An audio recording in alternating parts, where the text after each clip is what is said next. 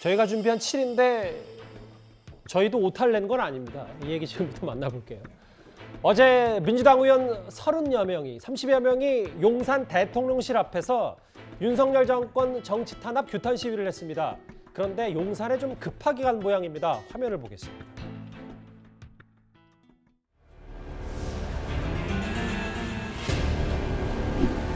윤석열 대통령은 검찰과 감사원 등 권력기관을 동원한 정치 탄압, 당장 손을 떼십시오. 우리 민주당은 무도한 정권의 탄압에 당당히 맞서겠습니다. 윤석열 대통령은 국가기관을 동원한 정치 탄압에 대해 국민께 사과하라. 대통령 가족의 위법 행위도 공정하게 수사하라.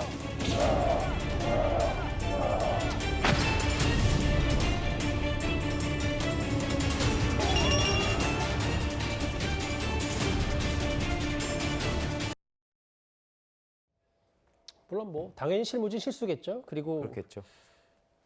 근데도 메시지의 엄중함, 그리고 직접 들었던 의원들이 글쎄 이걸 알 텐데 오타 피켓을 들어가지고 또 국민의힘에서 바로 조롱과 비판을 들었습니다. 일단 어떻게 받아들이세요? 그러니까 뭐 제가 보기에는 일종의 해프닝으로 보이는데 예. 저 많은 사람들이 저걸 다 들고 갔는데 누구도 발견하지 못했다. 뭐 그런 일이 있을 수는 있습니다. 뭐 언론사에서도 왜 신문 같은 거 만들다 보면 큰 제목 오탈자 나는 경우도 있거든요. 예. 그러니까 있을 수는 있는 일인데 그러니까 이제 웃음거리가 된 거죠. 왜냐하면 지금 사실은 저 정치감사 배후 대통령실 규탄하고 좀 뭐 정치 탄압 뭐 이런 것들을 규탄하는 문제가 민주당으로서는 굉장히 중차대한 어떤 정치적 공격 아니겠습니까? 그런 거를 준비해가면서 졸속으로 그리고 저런 그 구호 같은 것도 제대로 확인조차 안 하고 했다. 뭐 이런 부분에 관해서 이제 웃음거리가 된 건데 예. 뭐 그러다 보니까 이제 지금 현재 뭐 과연 그 민주당에서 얼마나 준비된 그 행동으로 지금 그 대여 공격을 하느냐 뭐 이런 부분이 이제 그야말로 그 준비 안 된 채로 뭐 서둘러서 하다 보니까 저런 일까지 벌어지고 있구나 하는 뭐 그런 상황 정도로 이해하면 되는 거 아닌가 싶습니다. 급하게 용산 일정이 좀 생긴 모양이에요. 일단 정치 탐압. 앞뒤 안 맞는 소리 하려니까 맞춤법도 틀린다. 국어 탄압 중단해라고 권성동 의원이 얘기했고. 이게 뭡니까? 국어 탄압 아니냐.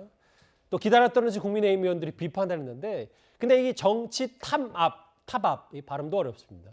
이것 때문에 갑자기 또 과거 국민의힘, 과거 야당의 여러 가지 얘기들이 소환이 돼서 슈퍼 전자파, 뭐 MBS 이런 것까지 또 덩달아 소환이 됐어요. 그러니까 예전에 이제 국민의힘도 저런 실수를 한 거죠. 2017년 9월에 MBC를 MBS라고 잘못 적었고 2020년 2월에는 이제 코로나19 관련해서 슈퍼 전파자라는 얘기가 있었잖아요. 그걸 슈퍼 전자파라고 얘기를 해가지고 또 희화화됐었죠. 그러니까 이게 사실은 집회하러 나오면서 확인 안 하고 뭐 보좌진이나 아니면 당에서 준비한 거 그냥 들고 오다 보니까 이런 실수를 하는 거예요. 저기 나오신 분들도 뭐 집회하기 전에 꼼꼼히 안 보니까 이런 실수가 벌어지는 거 아니겠어요. 물론 예. 뭐 해프닝이고 실수지만 저런 실수도 사실은 줄이는 게 필요해요.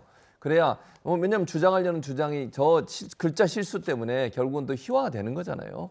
그런 부분들은 미리미리 좀 잘 준비해서 그렇게 오는 게 중요하고 또 뭐 누가 이걸 들고 있을 때는 먼저 한번 자기가 보고 제대로 된 글자인지 확인하는 게 필요하지 않을까 하는 생각이 듭니다. 당연한 거긴 한데 저 정치 타압, 꽤 인상적이었습니다. 본론으로 다시 가볼까요? 오늘 이재명 대표의 허위사실 공표 혐의에 대한 첫 재판이 있었습니다. 이재명 대표 측은 공소 사실을 부인했는데요. 현장으로 잠시 가보겠습니다. 오늘 재판 시작됐는데 야당 탄압 이런 식으로 좀 보고 계신가요? 오늘 그 SNS에 조작 수사 대비하는 등 공유하셨던데요. 그 글 공유하신 배경이 좀 있을까요? 차 1층에 있어요? 저희가 공소 사실에 대해서 지금 구체적으로 드릴 수 있는 어떤 의견이 없습니다. 법정에서는 사실 부인한다는 입장이라고 말씀하셨는데 말씀하신 근거가 있으실까요? 근거나 이런 것도 지금 제가 여기서 뭐라고 드릴 말씀이 없어요. 지금 변호인의 입장에서 기록을 못 본 상태에서 어떤 의견을 드릴 수가 있을까요? 그죠? 네. 대표님의 기본적인 입장은 부인하는 입장이죠. 공선법 위반이 된다는 사실에 대해서는 부인하는 입장입니다. 예, 보신 것처럼 이재명 대표는 오늘 첫 재판에 불참했습니다. 그런데 다른 자리에서 의미심장한 말 한마디를 건넸습니다. 이 셧다운이라는 표현을 쓰셨던데 이게 이제 납품 단가를 고려해 주지 않는 관련 기업에는 우리가 함께 하도급 계약 같은 거, 납품 계약 같은 거 하지 말자. 이게 아마도 현재 법률에 의하면 공정거래법 위반으로 문제될 소지도 있을 거예요. 그렇죠. 요즘 보면 미움 받으면 바로 이제 압수수색 들어올 수밖에 없는 그런 상황입니다. 그래서 이런 문제도 좀 해결을 해야 되겠다는 게 우리 생각입니다. 일단 공소사실 부인했고 고 김문기 처장 아냐 모르냐 이 얘기에 대해서 뭐 다른 얘기를 하면서 수년간 수사했는데 없던 증인이 나타나기 시작했다.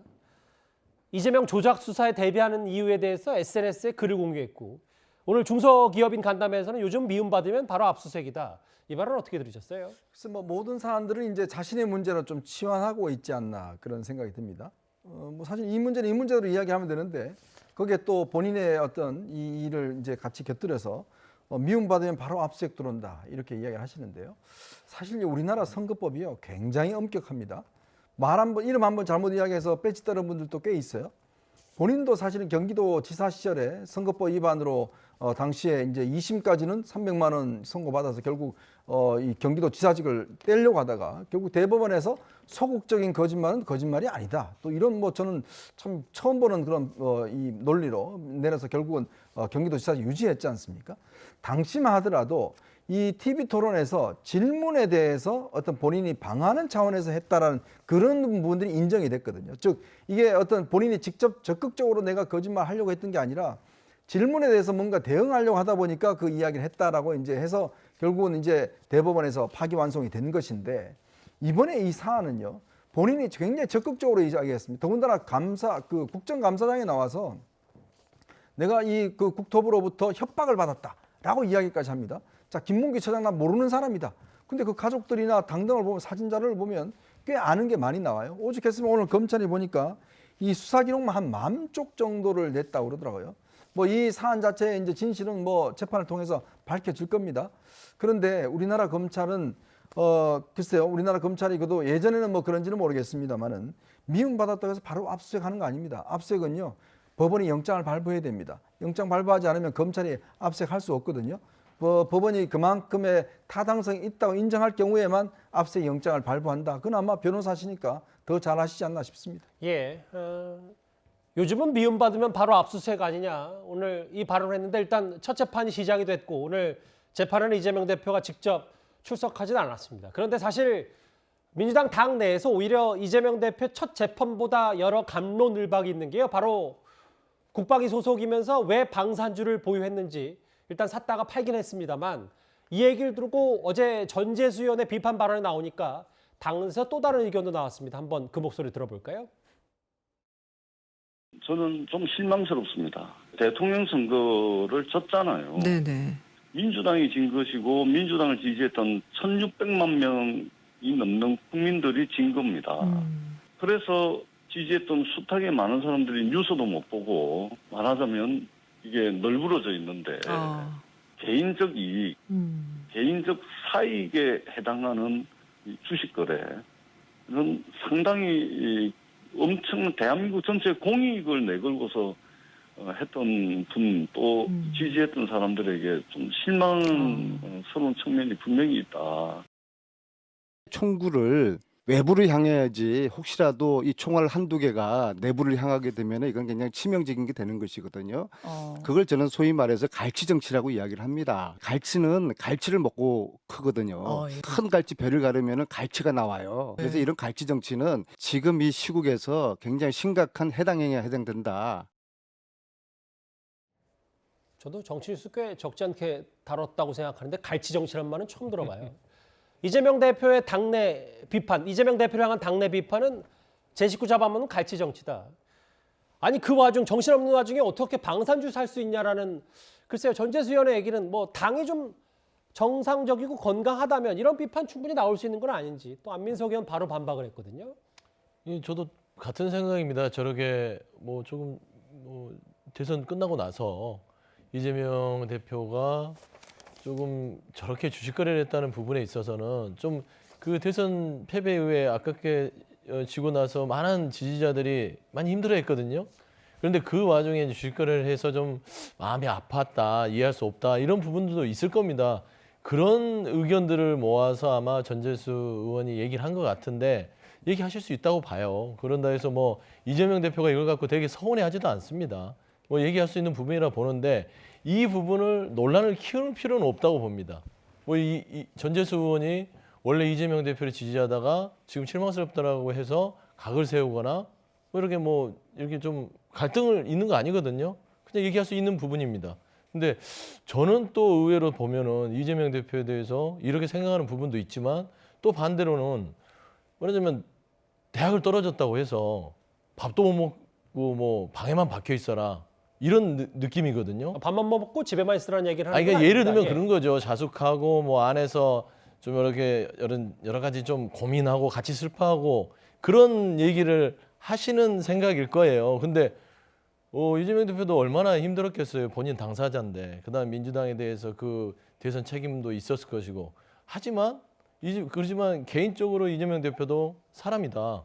그래서 물론 사람입니다. 예, 그렇죠. 그렇죠. 사람이기 때문에 책도 보고 하고 싶은 것도 있을 것이고 어떤 또 주식 부분에 있어서는 지적 욕구가 굉장히 강한 분이기 때문에 그런 부분에 있어서 주식 거래를 했다고 또 측면 이해할 수 있다고 보여요. 예. 그러니까 전재수 의원의 말이 전체를 대변하는 건 아니지만 이런 비판도 있으니 좀 뭐 새겨 들으시면 좋겠다라는 쓴소리 정도 그 정도에서 끝날 부분인데 이게 뭐 대단히 뭐 갈치 정치까지 가면서 안민석 의원의 말처럼 뭐 이렇게 이제 막 키워갈 필요도 없고요. 또 강성 지지층이 보면은 전재수 의원한테 자꾸 막 공격적인 문자를 보내는데 그런 부분도 저기 당 운영이나 통합에 도움이 되지 않는다라는 측면에서는 그런 팬덤 층도 좀 이렇게 좀 자제했으면 좋겠다라는 좀 말씀을 드리고 싶습니다. 옛날에 문 전 대통령이 공격을 당하면 당원 게시판이 항상 들끓었었는데 지금도 좀 비슷한 것 같긴 해요. 그렇죠. 이재명 대표 사당화 아니냐. 전재수 의원을 제명해야 한다. 내부 총질하냐. 다음 총선 뒤엔 보지 말자. 글쎄요. 과거에도 많이 봤던 댓글 흐름인 것 같기도 하고요. 뭐 잘 아시다시피 이제 팬덤이 가장 강력한 사람 중에 하나가 지금 이재명 대표 아니겠습니까? 예. 그러니까 이재명 대표의 팬이라고 하는 그러니까 강력한 지지자들은 사실 이재명 대표에 대한 공격을 용납할 수가 없겠죠. 근데 그에 대해서 이재명 대표가 사실 뭐 자제하라든가 뭐 이런 정도의 메시지는 별로 나오지 않고 있어요. 그러다 보니까 지금 전재수 의원이 그 최초에 얘기했던 그 방산주를 이재명 대표가 샀다는 부분은요. 거기에 보면 여러 가지 또 전제가 있어요. 아니 뭐 주식 그 뭐 매매할 수도 있는 건데 그러나 하필이면 그 시기에 이제 4월 말 5월 초 그러면 3월 9일이 대선이었으면 한 달 남짓 정도 지난 때입니다. 이때 아마 이재명 대표가 대통령이 되기를 바랬던 많은 지지자들은 정말 이제 그것도 0.73%포인트로 그 낙선을 하니까 일이 손에 안 잡힌다. 뭐 이런 정도의 반응들이 굉장히 많았을 거라고 짐작이 돼요. 그런데 그 시점에 막상 주식 투자라고 하는 거는요. 사익을 추구하는 행위잖아요. 근데 이재명 대표가 뭐 여러 가지 좀 권토중래 뭐 이런 걸 꾀하고 뭐 이럴 줄 알았더니 집에 뭐 앉아서 뭐 김남국 의원 말했다는 뭐 정책 공부를 했다고 하는데 그게 아니라 실제는 주식 투자도 하고 있었다라고 하면 뭔가 돈벌 궁리를 했다 이렇게 이제 연상이 되거든요. 예. 그런 점이 부적절하다는 걸 전재수 의원이 지적을 한 거고요. 전재수 의원의 지적에 대해서 저는 일반적으로 민주당 내부에 있는 그 강력한 지지자들 입장에서는 못마땅할지 모르겠으나 전재수 의원의 시각은 저는 그냥 평균적인 어떤 중도나 뭐 민주당 언저리에 있는 그 좀 당성이 덜한 사람들의 시각으로 보면 딱 맞는 지적이다 이렇게 생각을 합니다.